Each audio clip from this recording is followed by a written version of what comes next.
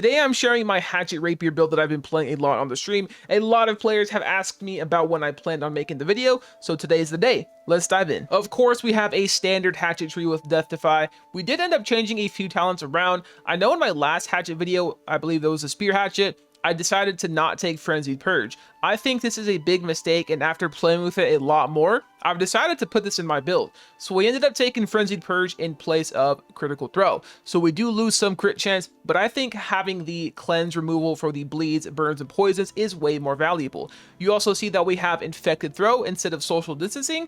This is a personal preference thing. I do use Infected Throw a lot when I'm doing wars or sometimes an outpost rush. There is value in taking social distancing. The cool thing about this build is that you can take all 3 points out of Infected Throw and put them in Social D. Other than that, this is the core Hatchet tree. Nothing will really ever change. Same thing with the Rapier tree, Fletch, Evade, and Riposte. There is some value in running Flurry right now. Flurry is going to give you invulnerability, but this is only possible if you have the weapon perk. I don't have the weapon perk, unfortunately, otherwise I maybe would try it. I don't really have a lot of gameplay using it because of the weapon perk, so I've decided to use a standard Fletch, Evade, and Riposte build. The artifacts are surprisingly easy to get compared to other builds. You know, Tumbler Feet Wraps does come from the OPR crates, and since there is a pity system in the game, it can only take you up to 5 crates to get. The reason why we use Tumblers in this build specifically is Tumbler is the best artifact in almost every single medium build in the game. If we look at what it actually does, it gives you 15% of power, 25% fortify,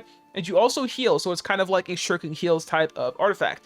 All of this in one artifact is insanely overloaded, and due to the nature of being in medium armor, we're pretty much always in melee range, so proccing Tumbler Feet Wraps is insanely easy. Other than that, Finisher, you know, you probably already have this if you watch my other videos. This is one of the best artifacts simply for boosting your main hand damage. So we do have to have Healing Jagged on our Hatchet. I'll talk about some other hatchets you can farm, but make sure to pick up the Finisher. This is kind of the core artifact we need for the build.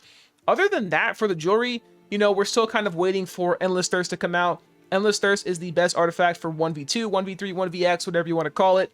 Right now, we are still using Deckhand's Promotion simply because of that illegal gem inside. Gain a stack of 8% damage for 5 seconds after blocking or taking a hit.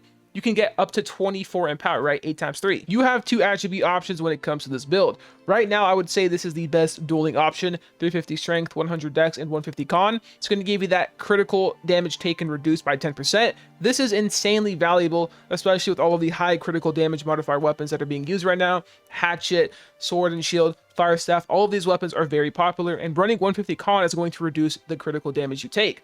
You can also run down to 50 con and increase your dex all the way to 200. This is what I run sometimes in wars or outpost rush when I want to one-shot somebody. We get that bonus 10% backstab damage, and of course we have more base damage on our Hatchet because we are taking 100 more dex.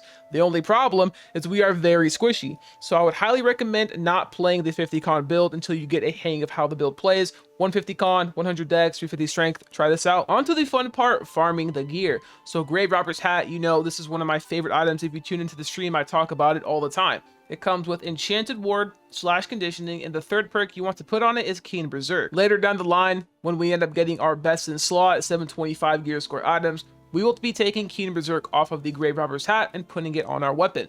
As of right now though, Keen Berserk on your Grave Robber's Hat, put that on there. Frigid Dawn pieces. Frigid Dawn pieces are insane. Enchanted Ward, Elemental Aversion, these are an illegal perk combination. You cannot get this on any other piece inside of the game outside of something from the Worm Raid, which is pretty unrealistic for most players anyways. Moving on though, / Conditioning, once again, best in slot perk. You really want to be having as much / Conditioning as possible in this meta right now. So the gloves are pretty interesting. This is the imbued gold curse hand covers of the soldier. This is really unrealistic, right? Like, you are probably not going to get / Conditioning, Enchanted Ward, or Infected Throw from the doubloon pieces, which is the gold curse. The heavy legs are going to be the Frigid Dawn with / Conditioning, and lastly, Tumbler Feet Wraps with, as you can guess, / Conditioning. So the jewelry is kind of personal preference what you want to use. I recommend Tanglevine Amulet. It comes with health, rest protection. Unimpeded is a very solid third perk. You don't have to waste the materials to upgrade the Tanglevine Amulet if you don't want to. You can also use the Hoplite Amulet. So the Hoplite Amulet comes with health unimpeded. and you can put thrust protection on it. That's what I did personally. I did the raid. I ended up getting the Hoplite amulet. If you have not done the raid, it might be worth upgrading Tanglevine amulet. The ring, Privateer's heirloom, comes with hardy and slash damage, best in slot perks for this build. I decided to put on mortal empowerment. Onto the weapon, we are using the Berserker's axe. This comes from your PvP track. It comes with vicious and penetrating backstab. We have to put Healing Dragon on our hatchet. That is the only way we are going to have that 15% damage bonus from the finisher, okay? So on the finisher, I decided to put key and speed. You can really put whatever you want. Personal preference is a really big thing to get the hang of in this game, right? Whatever you ask me might be different when you ask somebody else. So you can put plate crits, disdain and affliction if you decide to main hand Rapier in PvE. Really is up to you. We don't really even use this weapon outside of its abilities. That's why I personally put keen speed on here.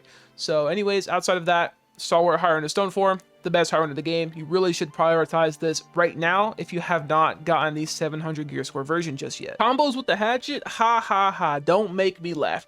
Obviously, there's no combos you can really do with the hatchet. It is a left click weapon, but there is some tips I can help you with. Starting off with avoiding fighting Void Blade players. Void Blade right now has to be the strongest and most overpowered ability or weapon of the game, whatever you want to call it. Fortify, rend, 30% rend at that, damage over time. You can strip buffs. Berserk counts as a buff, right? So Oblivion can strip it if somebody is running Nullifying Oblivion, the weapon perk. And also Scream. We also get Plagued. So the Void Gauntlet right now is very hard to 1v1. Just like the Greatsword. So the blue side Greatsword build is one of the strongest builds right now as well, specifically for fighting light melee assassins, because you can block incoming attacks while charging heavy attacks. So that's why when you fight a Greatsword player and they're blocking all of your attacks, they're playing the blue build, right? And the hatchet doesn't really have a lot of stamina damage. And just like the Greatsword, the heavy sword and shield players are very hard to fight. If you avoid these three builds, you will have a very fun time playing the game. Other than that, you really want to prioritize left clicking properly. Yes, that sounds weird, but there is a proper way to left click in this game. You don't really want to be spamming your left clicks with a hatchet. The reason being is if you attack once and you wait for that auto attack to reset, you can launch at your target a second time. You know, obviously there is value in spamming your left clicks, especially if they have no stamina because they can't dodge. But it is a really good habit to get into, to auto attack once and then wait like half a second to a second and hold W and see what the enemy does. If they end up instantly dodging after you hit them once, you can track them through their dodge to continuously keep hitting them. And if they dodge again, guess what? They have 10 stamina left, and if they end up dodging, they're going to be out of stamina, and that's your time to auto attack and get in all of your abilities, okay? This game is really a waiting game to see what your opponent does. You have to find the openings, close the openings, and get the free kill. That about wraps it up. If you have any questions, don't forget to leave them down in the comment section below. I'll be live at 6 p.m. PST tonight. See you there. Peace, baby. I'm with you, I'm with you.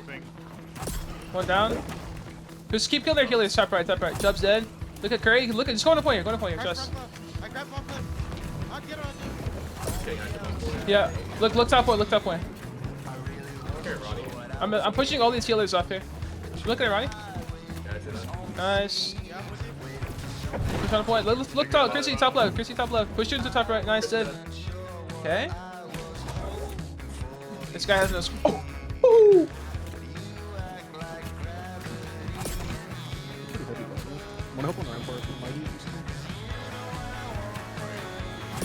Diddy ass build. Oh wait, I have Randall with me. Wait, Randall's getting jumped. One down. Huge. Randall. Oh no, Randall got. Oh, he's live. No, what?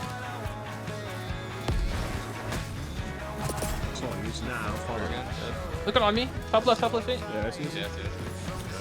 Oh, he has no stamina. I'm gonna. He's fucked it. He's fucked it. Nice. Top left here. Look, there's so many healers here. I'm on Curry. Look at Curry. Nice. Oh my god, Perp!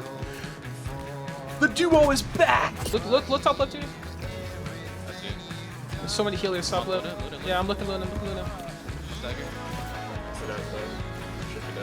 I want to see. Look at Yuho. He's going top right here. He's low too. You see him? Good, nice. Okay, I'm dropping down. I'm gonna pop Berserker. We're going in. Go. I'm gonna infected this. Holy! Oh! Look up farther. Dead. Look on point. Look their point. Look their point. These bruisers are so squishy.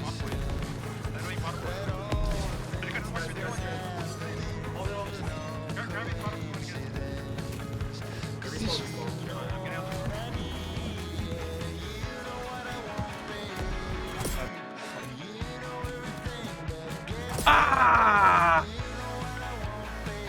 Ah!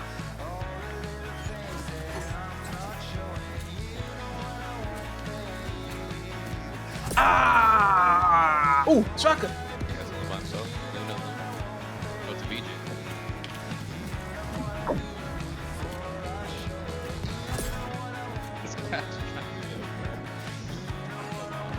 Give me the last kill, please.